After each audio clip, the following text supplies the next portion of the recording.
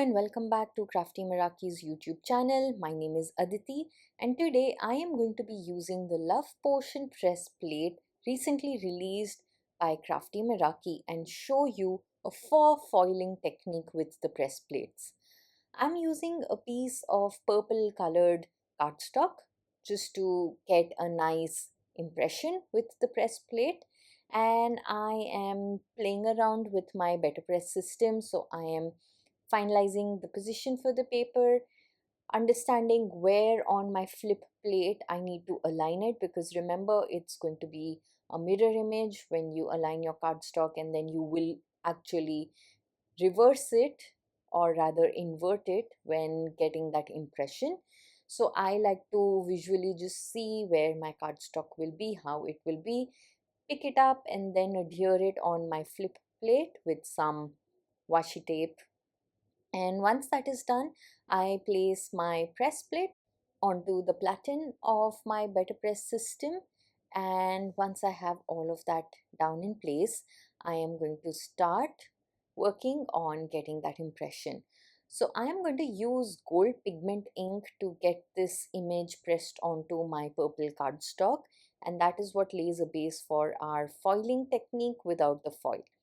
I am going to be doing a little heat embossing, so I am using a pigment ink just so that it stays wet for a little longer. So that's a look at the image impressed on my cardstock, and I am now going to sprinkle gold embossing powder over this and heat set that, and that is what is going to give us that gold edging, a little bit of a shine and shimmer, and almost create that impact of foiling. Of course, I know that when you foil, it's going to be a darker, vivid, vibrant outline. However, for me, this works. Now, once I have that image down in place, I'm using the Rock Garden set of artist markers, and I am working on a tone on tone look. So I've pulled out all the purple markers, light to the darkest, and I am going to start coloring this image. So keeping that purple cardstock as a base, I am just going to add more darker shades of the purple to color this image in for a nice tone on tone monochromatic look with just that gold detail on there. I think sometimes this looks really good, and with an image like this, I really enjoyed creating this look. The advantage of these press plates is that you could really impress them upon any paper. You could use white watercolor paper, white cardstock, black, anything really, and use your preferred coloring medium to color this in. So there is so much that you can do with just one design. Just by changing your medium, your paper, you can make this versatile for any occasion, any season, and I think this really works wonderfully. So I'm building color, and I start with the darkest color and blend that in with the light color. I don't end up using the lighter shade simply because it's a regular cardstock and my paper just absorbs that ink. So I end up using the two darkest shades to complete all my coloring. So even the flower, even the leaves, everything I'm just coloring in the same manner. And for the lighter color, I'm leaving spaces, and the cardstock naturally makes do for that lighter color. So just continuing to shade and add a little bit of the marker detail to color in this image. I am going to complete coloring that, go back in, add a few strokes with the darker color to add more depth, dimension, and I think just with that I have achieved quite a lot of dimension for this image.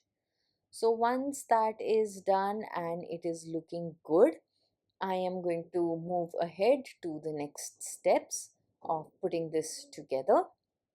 I just go back in and touch up a little bit here and there with the darkest colors, and I want to add some metallic splatters. So I'm going to use gold and splatter that on this image, bringing back that gold from the outline to my card. Now I have card matte layers here, so I have a darker purple, I have gold, and then ultimately this card panel that we've just colored in. This finally creates an A2 card, and I thought it would be really nice to layer both purple and gold just tying in with the image that we've created, creating a nice monochromatic card with touches of gold. Just for the card panel, I'm using some foam tape to bring depth and dimension between the layers as well. Once that's done, this card just needs the perfect sentiment. I'm using Gilded Expression stamp with the coordinated die, and I've just stamped that with gold ink, die cut that, and I'm going to adhere it onto my card. Once I have that down in place, I need a little bling for this. So I am choosing the Dewdrops Royal Amethyst, which was recently released as well. And I like to just drop a few on my twinkle tray and then use my Bling Buddy, the wax tip, to adhere these embellishments. I am just adding a little drop of the glue where I want to place these embellishments, and then I just adhere them in place. With that done, this card is complete, and I really hope that you've enjoyed this quick and easy technique with the betterpress plate and you give this a try for yourself. I will be back with more ideas using these press plates, and until then, take care and bye bye.